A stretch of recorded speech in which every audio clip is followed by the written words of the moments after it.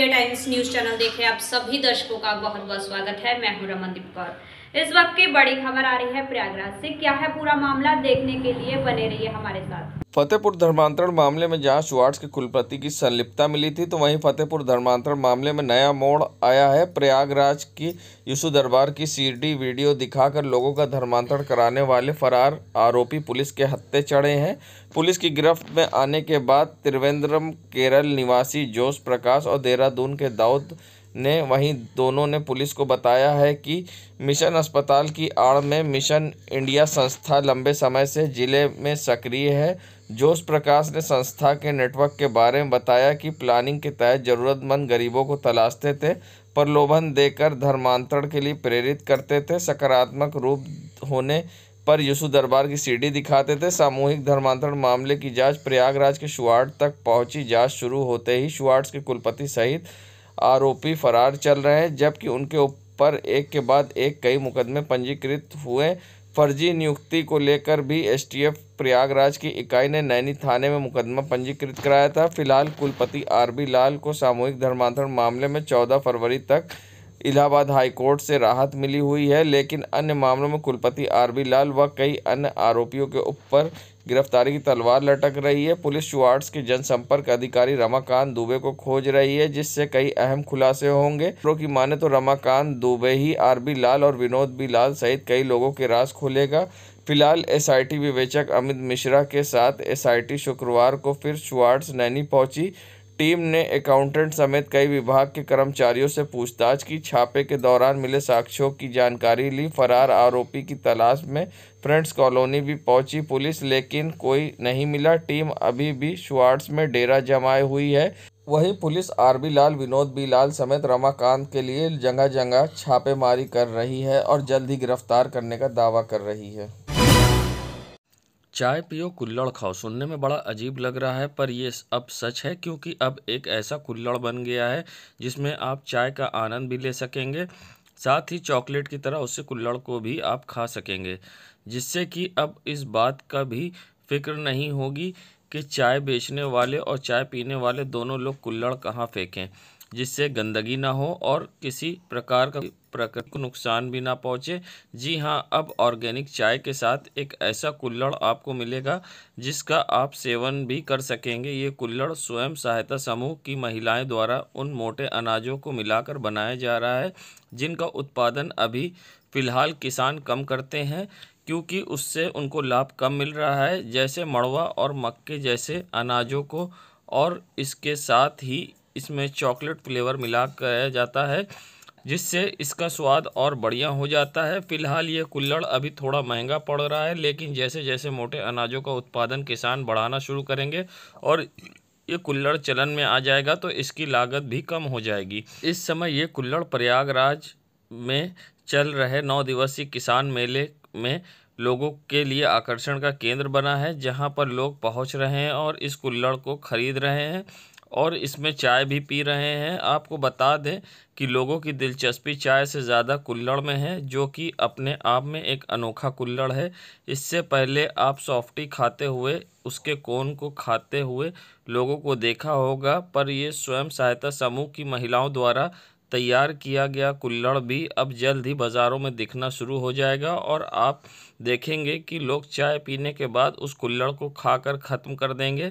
इससे स्वच्छता का भी ध्यान दिया जा सकेगा और किसानों को इसका सीधा लाभ मिलेगा। एक अनोखी पहल स्वयं सहायता समूह की महिलाओं द्वारा की गई है। आगे आने वाले भविष्य में ये बेहतर शुरुआत साबित होगी, ऐसी उम्मीद की जा रही है। ऐसे में देवरिया की रहने वाली सावित्री राय, उनका कहना है कि इस कुल्हड़ को बनाने पर उनका इसीलिए ध्यान है कि मोटे अनाज की खपत ज़्यादा हो, और आप देख सकते हैं किस तरह से लोग चाय पीने के बाद कुल्हड़ खा रहे हैं और लोगों में इस कुल्हड़ का एक अलग ही क्रेज़ देखने को मिला है। ऐसे में क्या कुछ कहना है सावित्री राय का पूरे मामले पर, आइए सुनाते हैं। अंकित सेवा संस्थान बरहत देवरिया से मैं आई हुई हूँ और चाय पियो कुल्हड़ का खाने का हमारा कंसेप्ट ये है कि एक तो स्वच्छता है, कहीं भी चाय लोग पीते हैं वहाँ गंदगी ज़्यादा फैला देते हैं, तो इसलिए ये चाय भी पी लेंगे और कुल्हड़ खाएंगे, एनर्जी भी मिलेगा। और कुल्हड़ ये मड़ुआ का, रागी का, मक्का का ये मिला करके बना हुआ है। तो अभी मोटा अनाज को प्रमोट भी किया जा रहा है, लोग मोटा अनाज उत्पाद करें जिससे बीमारियां कम होगी, तो किसानों को आय भी बढ़ेगी, महिलाओं को भी आय बढ़ेगी। हमारे स्वयं सहायता समूह की महिलाएं हैं जो बना रही हैं, अभी नया प्रोडक्ट है, नया लॉन्च हुआ है, तो धीरे धीरे इसको और हम लोग अच्छे बनाने के लिए अभी तो एक समूह की महिलाएं 10-12 महिलाएं बना रही है, इसको धीरे धीरे और आगे हम लोग डिमांड बहुत है। यहाँ तो बहुत लोग पसंद कर रहे हैं, चाय पी रहे हैं, कुल्हड़ खा रहे हैं, अपने परिवार के लिए भी ले जा रहे हैं। मैं सावित्री राय हूँ, बरहत देवरिया से मैं आई हूँ।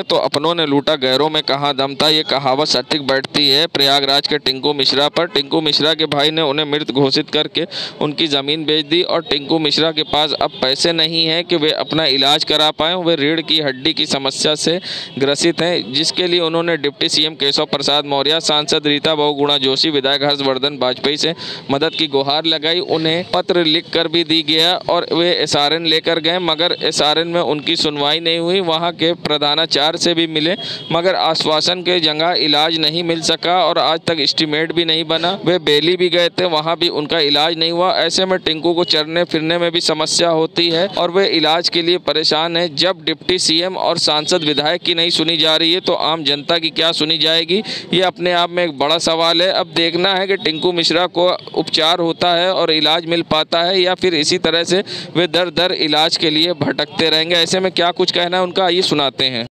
सर, मैं रीढ़ की हड्डी से पीड़ित है। मैं गया था केशव प्रसाद मौर्य जी के पास, उन्होंने मुझे मदद के लिए कहा, लेकिन कोई सुनवाई नहीं करी। स्वरूप रानी में गए एस्टीमेट बनवाने के लिए, उन्होंने एस्टीमेट भी नहीं बना के दिया और सर मुझको काफ़ी दिनों से मुझे वहाँ दौड़ाया जा रहा है। लेकिन जी, रीता बहुगुणा जोशी जी के पास भी गए, उन्होंने मुझे लिख के दिया अपनी चिट्ठी पे कि वहाँ से जाइए आपका काम हो जाएगा, लेकिन आज तो कोई काम नहीं हुआ है सर। सुनवाई नहीं हो रही है सर, और खाने पीने तक के लिए मोहताब हूँ, दर दर में भटक रहा हूँ मैं। और बड़े भाई ने मुझे मृत घोषित करके ज़मीन भी बेच दी है, 16 बीघा ज़मीन थी। तो आप इलाज के लिए कहाँ गए थे? केशव भी गया, स्वरूप रानी भी गया, स्वरूप रानी के प्रधानाचार्य से भी मिला, उन्होंने भी कोई मदद नहीं की, ना वहाँ से मेरा इलाज हो रहा है ठीक से। तो मंत्री लोग के लिखने के बावजूद सुनवाई नहीं हो रही है? नहीं हो रही है साहब। क्या नाम है आपका? टिंकू मिश्रा। कहाँ के रहने वाले? जी, पूरा फतेह मोहम्मद शाह आलम की बगिया। संगम नगरी प्रयागराज जहां आने वाले महाकुंभ को लेकर अभी से तैयारी में रेलवे जुट गया है। ऐसे में रेलवे के CPRO हिमांशु शेखर उपाध्याय का दावा है कि करीब 400 करोड़ रुपए के प्रोजेक्ट के द्वारा रेलवे अभी से तैयारी में जुटा हुआ है, जिसमें रीडेवलपमेंट स्टेशन का होगा और कई ट्रेनें चलेंगी, क्योंकि एक ऐसा पर्व है महाकुंभ जिसमें सबसे ज़्यादा भीड़ एक साथ इकट्ठा होती है। और साथ ही एक ऐसी ट्रेन भी चलेगी जो इसके लिए प्रधानमंत्री जी ने कहा था, जिससे कि हर तीर्थ स्थल को जोड़ा जाएगा, जिसमें प्रयागराज का भी नाम कहीं ना कहीं आता है। ऐसे में क्या पूरी व्यवस्थाएं होंगी, क्या कुछ कहना है उनका इस पूरे मामले पर, आइए सुनाते हैं आपको। और क्या कुछ ट्रेनें और भी हैं, इसमें कुछ और मर्ज हो रही है, वंदे भारत वगैरह है और भी वहाँ चलेगी, ऐसा कुछ आगे का प्लानिंग है? देखिए, कुंभ की प्लानिंग खाली वंदे भारत से संबंधित नहीं है। जैसा कि आप सभी को पता होगा, 2025 का जो महाकुंभ है वो पूरे दुनिया के लिए बहुत महत्वपूर्ण पर्व होगा, इसलिए कि एक साथ इतने लोग कहीं नहीं एक साथ इकट्ठा होते हैं, कोई ऐसा पर्व नहीं होता। इसके लिए रेलवे ने अभी से तैयारी शुरू कर दी है और लगभग 400 करोड़ के प्रोजेक्ट, जिसमें ROB, RUB, स्टेशन रिडेवलपमेंट तथा सड़कों को चौड़ा करना, ये ऐसे कार्यों के लिए लगभग 400 करोड़ के वर्ग या तो सैंक्शन होने वाले हैं या सैंक्शन हो चुके हैं। ये प्रयागराज प्रयागराज शहर ही बहुत बड़ा एक तीर्थ है, बहुत बड़ा धार्मिक पर्यटन स्थल है, तो उस लिहाज से यदि हम देखें तो प्रयागराज से ही लगभग रोज़ 200 के आसपास ट्रेन पास होती हैं, जिसमें लगभग सभी ट्रेन प्रयागराज में रुकती हैं। तो अभी ही काफ़ी ट्रेन हैं और हाँ, आगे जैसा कि माननीय मंत्री जी ने कहा था कि विभिन्न ये तीर्थ स्थलों को जोड़ने वाली अलग से स्पेशल ट्रेन चलाने की भी बात है, तो उसके क्रम में प्रयागराज का भी कहीं ना कहीं स्थान तो आएगा ही आएगा। संगम नगरी प्रयागराज में जहां करोड़ों लोग आते हैं और आस्था की डुबकी लगाते हैं, तो वहीं वहां माघ मेला अब समाप्त हो रहा है। तो ऐसे में माघ मेले क्षेत्र में बसी तंबुओं की नगरी जब उजड़ी तो यहां पर गंदगी का अंबार लगा है। चारों तरफ पॉलीथीन और अन्य प्रकार की गंदगियां हैं। तो वहीं लोगों का कहना है कि यहां पर यूरिनल टैंक है और मलमूत्र है, जो कि अगर सही समय पे यहाँ पर सफाई नहीं की गई तो गंदगी का अंबार से यहाँ कई प्रकार की बीमारियाँ फैल सकती है, जिसका दुष्परिणाम होगा। और कोरोना महामारी वैसे भी चल रही है और सही समय पर सफाई ना होने से परेशानी हो सकती है। ऐसे में लोगों का क्या कुछ कहना था गंदगी को लेकर, आइए सुनाते हैं आपको। इस वर्ष मेले 2023 में माघ मेले में काफ़ी संख्या में कम से कम कई करोड़ लोग दर्शनार्थी आए हुए थे और उनका मल मूत्र और जिस प्रकार से पॉलीथीन हर जगह दिख रही है। और क्योंकि इस मेले की शुरुआत माँ गंगा ने पूरी भूमि हम लोगों को अविरल और निर्मल दी थी, और लेकिन आज जब मेला समाप्ति पे है तो हर जगह गंदगी का अंबार लगा है। और सबसे ज़्यादा तो जो मलमूत्र टैंकर बने हुए थे और उसमें इतना ज़्यादा मलमूत्र भरा हुआ है, वो टैंकर प्रशासन कर रही है कि उसको दबा दे रही है।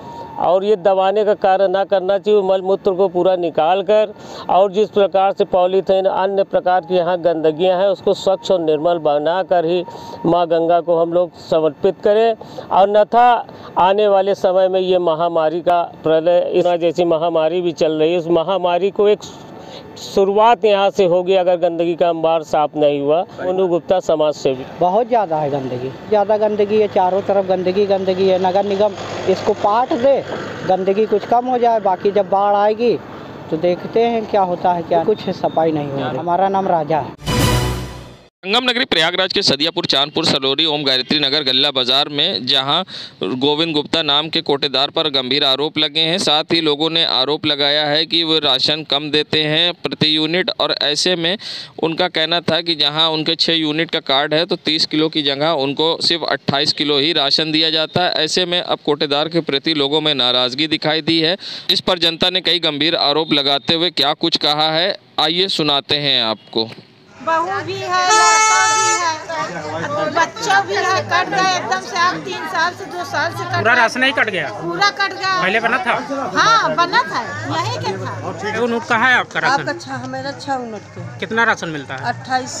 कितना मिलना चाहिए? 30 मिलना चाहिए। क्या किलो काट रहे हैं? 2 किलो पर यूनिट। हाँ पर यूनिट 2 किलो काट रहे हैं। हर महीने में 2 चक्कर। कब से काट रहे हैं? कब्बे से, जब से कार्ड बना तब से। सभी लोग को काटते हैं, मेरा भी तो 3। आपका क्या किलो कटा? 5 यूनिट का 3 किलो काटते हैं। 5 यूनिट पे 3 किलो, 2 किलो मिला। हमारा लोग का भी तो काटते हैं 3 किलो। ये कब से कट रहा है? जब से मिल रहा है तभी कट रहा है। काट के तो देते हैं, कभी पूरा गल्ला नहीं देते। क्या कह रहे हैं? कुछ कहते नहीं है कि सभी तो काटते हैं।